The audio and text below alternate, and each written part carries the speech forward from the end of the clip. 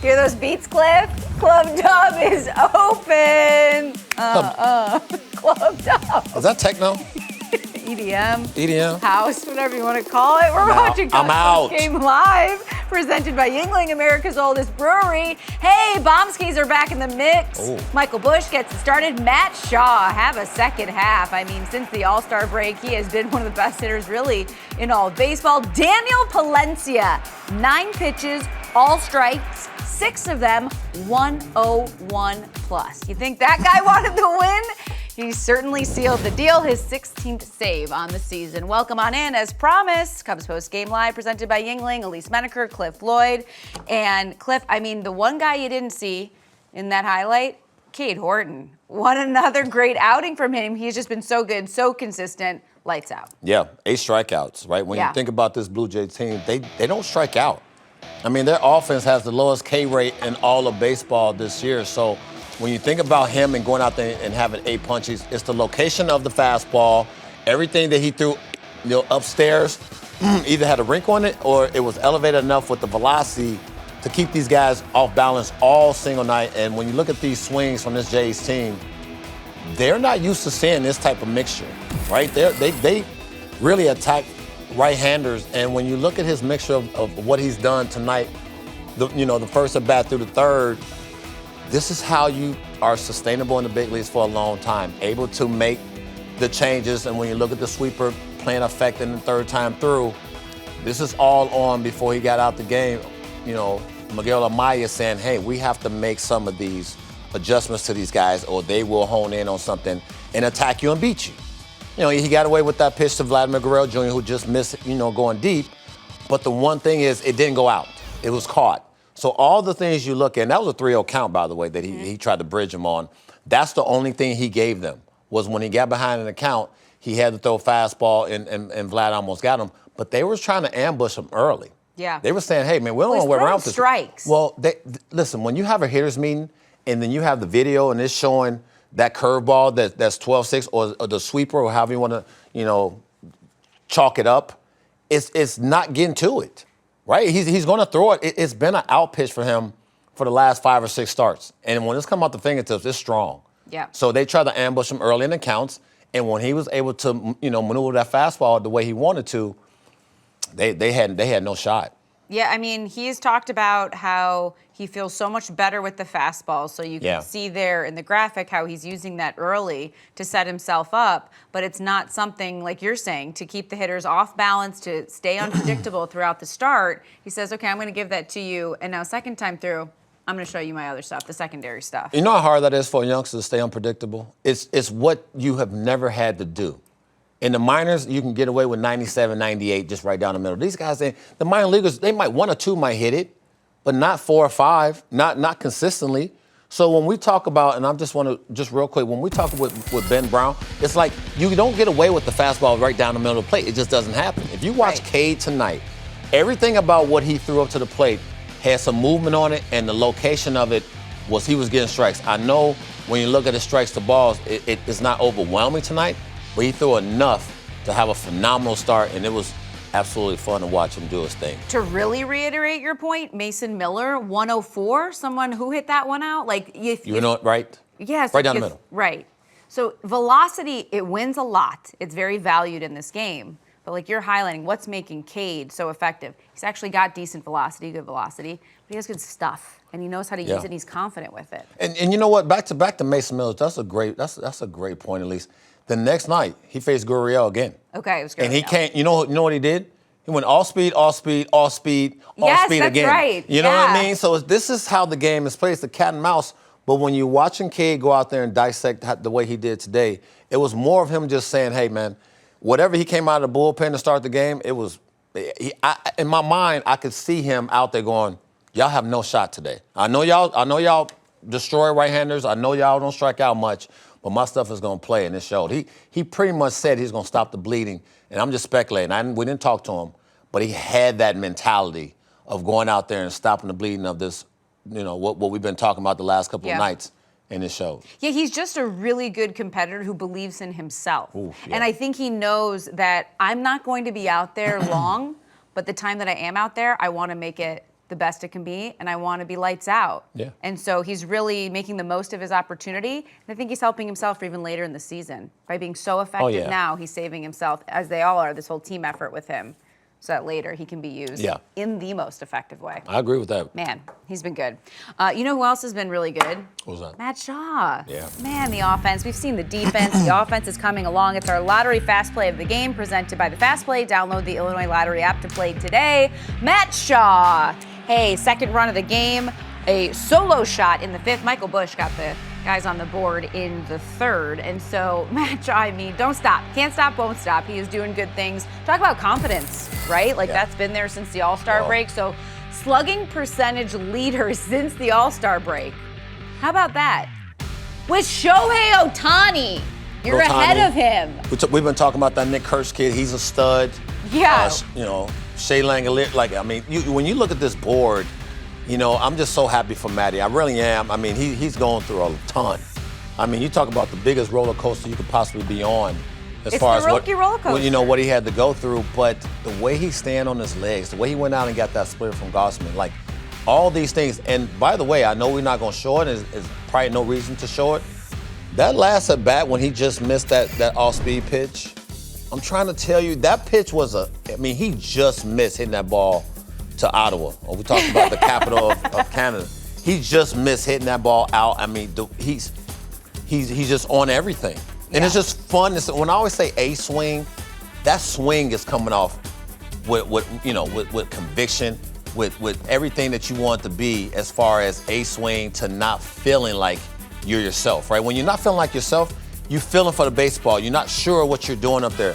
These swings look strong, and like he has an idea of exactly what he wants to do. I don't care if it's first pitch. If you're looking for a pitch 0-0 and it's not a fastball, that's the swing you need. His last at bat. I mean, it was violent. No hesitation from him. There's just this certainty when he swings that, like, even if I miss it, next swing, like you're saying, it's just there's just so much more confidence. That's all I can say with him. Because you can hook that splitter foul. You can. I mean, but he's staying on the baseball. He's staying out over the plate. He's not pulling off. I mean, he just stayed through it, and he knew when he hit it, that ball was going. He just wanted to keep it fair. Yeah, and so that's what he's pretty much been doing, as we saw, since the All-Star break. So when you do stuff like that, you get the post-game interview with Taylor McGregor. Thank you. Another homer for you, but another homer to the pull side. What's allowed the pull side power to really show up for you as of late? Yeah, I think it's just really being on time for me. Just really trusting the process out there, believing in kind of myself and what I got for today, and just really being on time. What was your read off the bat when you were able to score in the sac fly? We have a good scouting report. We know how all the outfielders' arms are, and we're ready to run in that situation. You know Cade Horton so well. What has made him so dominant as of late? Gosh, I mean, he's been so dominant, it feels like, for as long as I can remember now, and he's been unbelievable. The sinker's playing great. He has an elite cutter. Really, his four seams got cut on it, and the slider. Everything's really, and the changeup, too, to lefties. He's got everything working, so it's been really fun to watch. Thank you, Matt. All right, so we go back to Twitter. Good win against a good team. Cade is an ace. Matt Shaw is a future All-Star. Bush hopefully starting to turn the corner. And Palencia looked the sharpest he has looked in a while against a tough 3 hitters. All these younger players, right, that the Cubs have developed, and they've given them the leeway, the runway to do that.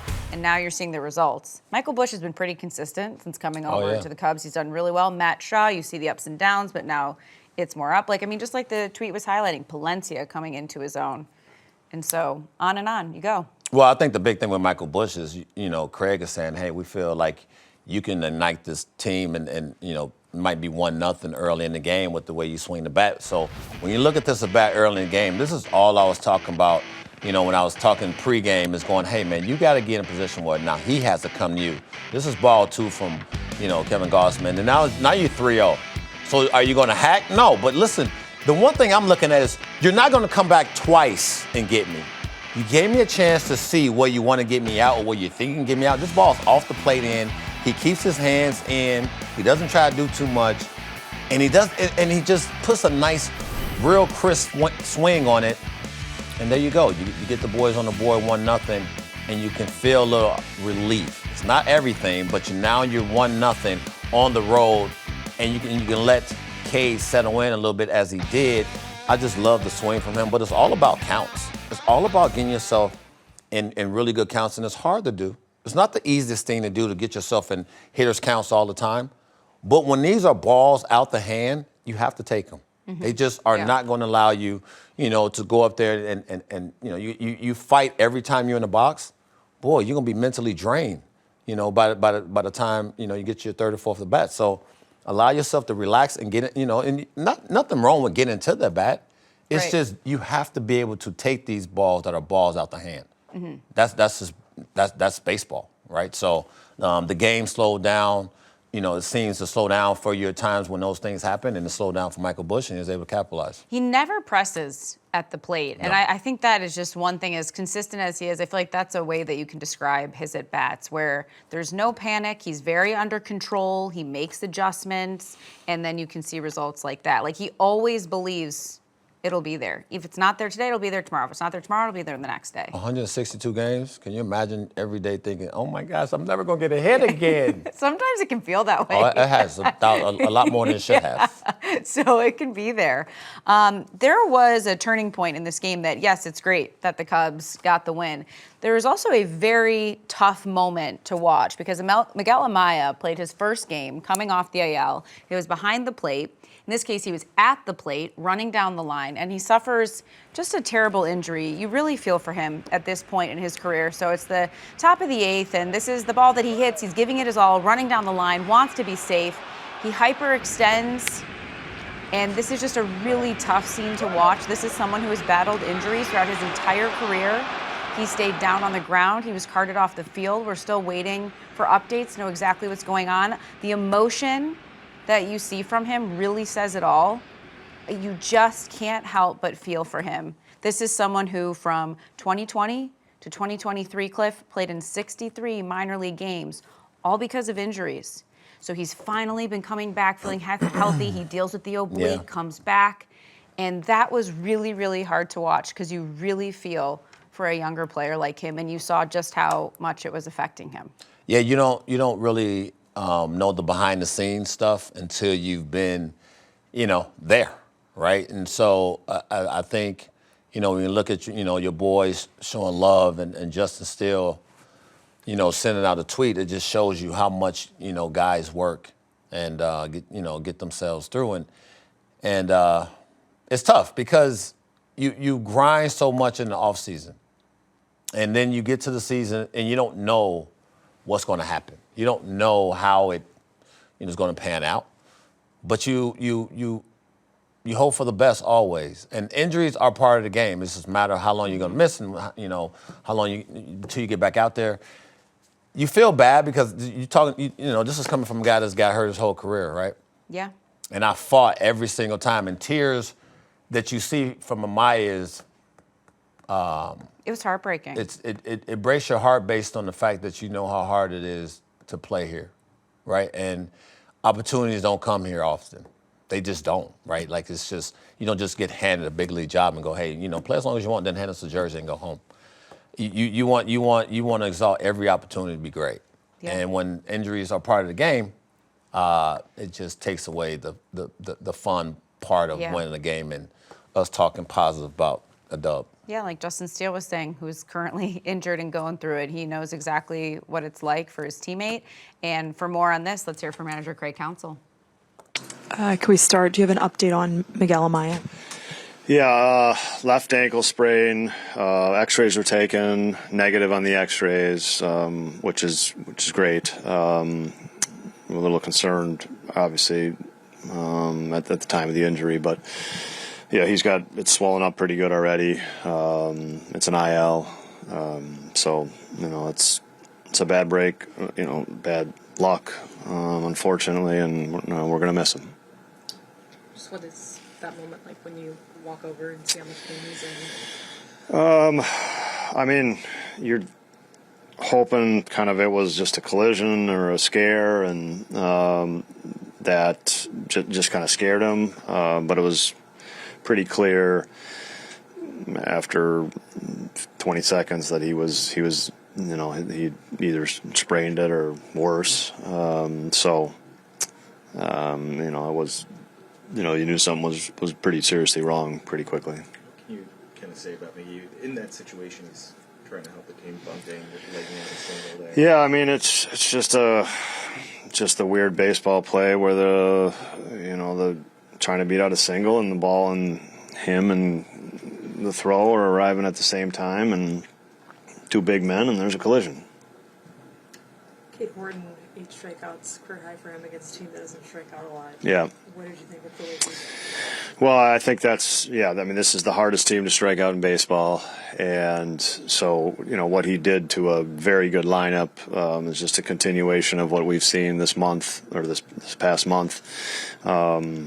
He was awesome. He was awesome. It was we've had some superlatives with him on each start, and this was maybe the best one because it was just really, really good. We talked a little before the game about how much he's been in the zone. What do you think of the way he balanced that and then going for chase? Yeah, I mean, I thought the stuff was just electric, and so they were. I think that's the beauty of being in the zone a lot is that that you get hitters in swing mode too, and then when the stuff is so good in the zone, it's. They're not going to lay off, and then that's when you got the strike to ball stuff, which he did really well too. So he's pitching at a really high level right now. The moment Mickey goes down can obviously be really emotional for his teammates. The way they responded the rest of the inning and some really important at bats. Just what can you say about what you saw in those moments in a close game? Look, we did a good job offensively tonight. There's not a big number on the board. We swing the bats well. We ran the bases really well. And so sometimes that's all you get. You get 4 from that, and because things don't go your way. But we added on runs in a big inning and gave Brad and Daniel some room. But it was a good offensive night. We played good offense tonight. Sorry, just to clarify, Miguel, you said there was a collision. You're talking about with the bag and not with Vlad, right? Maybe there wasn't a collision with Vlad. Maybe it was the bag. I don't know. I'm sorry. I may have seen it wrong. Does that yeah, you guys got replay. I didn't. Okay, yeah. It looked like just that front foot. That might be right. Yeah. Thank you. All right, so it's a left ankle sprain for Miguel Amaya. X-rays are negative. That may be the best news that could come out of what we saw from there. So the Cubs, they go home with the 4-1 win. They're going to go for the series win tomorrow.